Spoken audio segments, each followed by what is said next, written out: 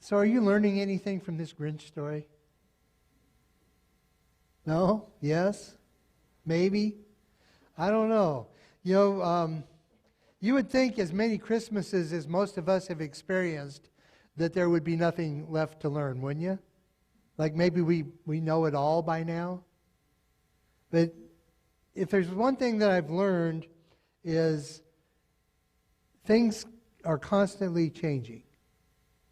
Right? And the thing that I thought I knew yesterday, I don't know today. And vice versa.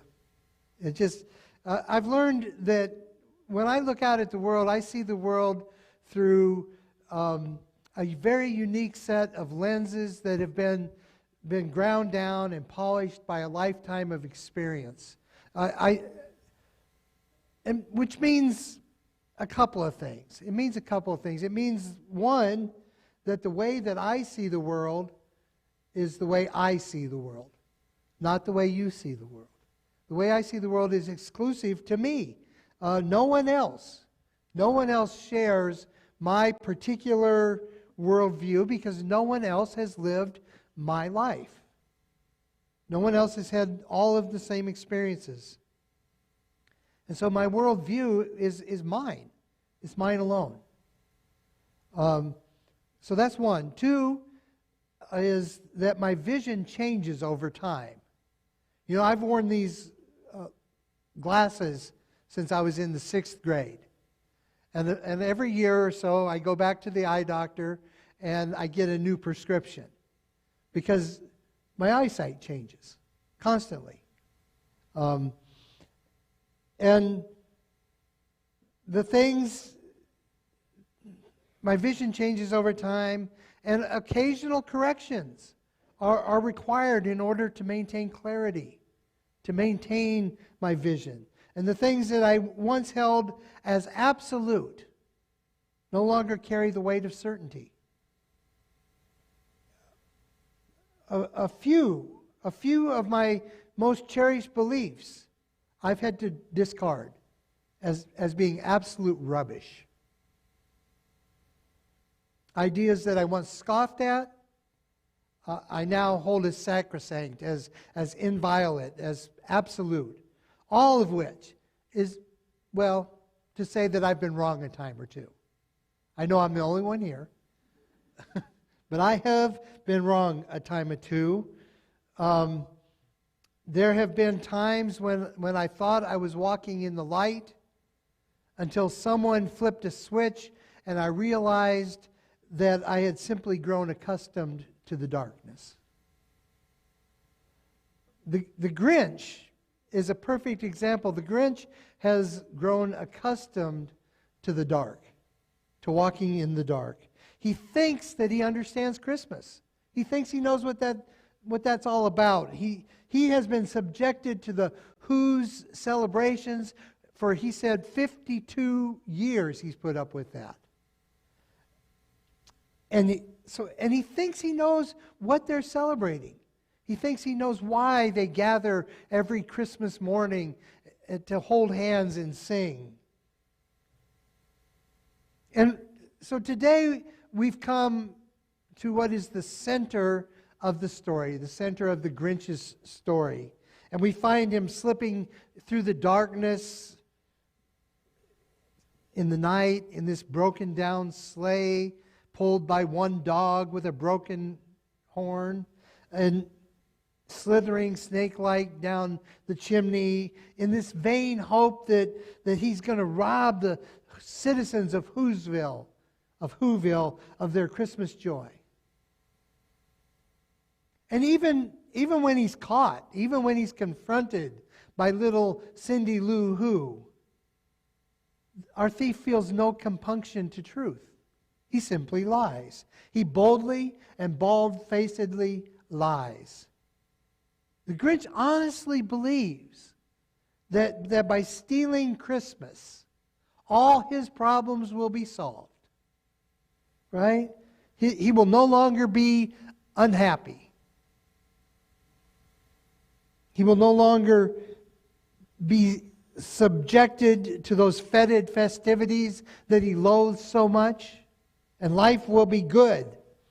The problem is that the Grinch doesn't really understand his own problem. He mistakenly believes that the source of his unhappiness lays somewhere outside of himself, somewhere in all the material world. And he's wrong. He's wrong. Being human, we, like the Grinch, suffer from blind spots. We do. Our vision is limited, and that's nothing new. Myopia, nearsightedness, is and has always been a malady that is common to all human beings. We all have limited sight. You know, before his birth, the religious leaders, the Pharisees and the Sadducees, those leaders in Jerusalem, they believed that they knew something about the Messiah. They knew where the Messiah would be born and what the Messiah would look like and who the Messiah would be. And what they never expected, never even dreamed, was of a Messiah like the one that they got. They never expected a Messiah like Jesus. You know, for those who are in power, privilege is a thing to be jealously guarded. They can't imagine the all-powerful one, the creator of all things, the Lord God Almighty, would submit to the limitations of the flesh, that God would become human. They cannot conceive of a God who would humbly take on the form of a servant and be born in human likeness.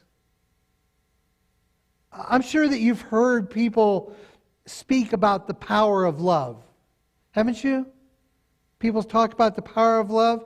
The truth is, love is the antithesis of power. Love is the surrender of power. Love is the antidote to the poison of privilege. For God so loved the world that He gave His only begotten Son. You know, if it could rightly be said that God has a weakness, if that could be said, that weakness would be love. It was for love's sake that God chose to abandon privilege and to enter fully into the human condition, to become a human being. Or as Matt Rowells put it, God chose finitude, dependence, and scarcity over the absolute power that is God's right.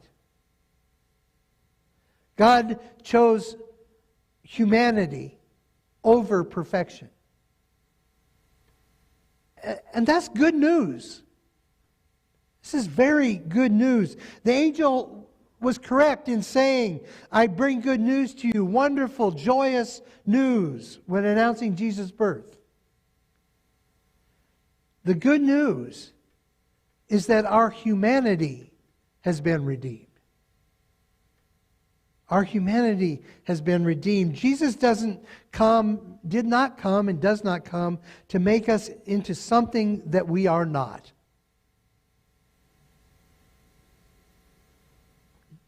Rather, Jesus lived so that we might live abundantly into the beauty of our own humanity, into the fullness of our humanity.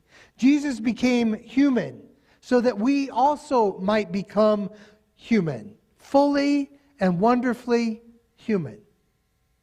Jesus came not to condemn or to punish, but that we might have life and have it abundantly. Jesus came so that we might grow into the full potential of our humanity, so that we might become perfect in the same way that God is perfect. If that were not so, would He have said to us, "Be you therefore perfect, even as your Father in heaven is perfect"? It is indeed true that love came down at Christmas.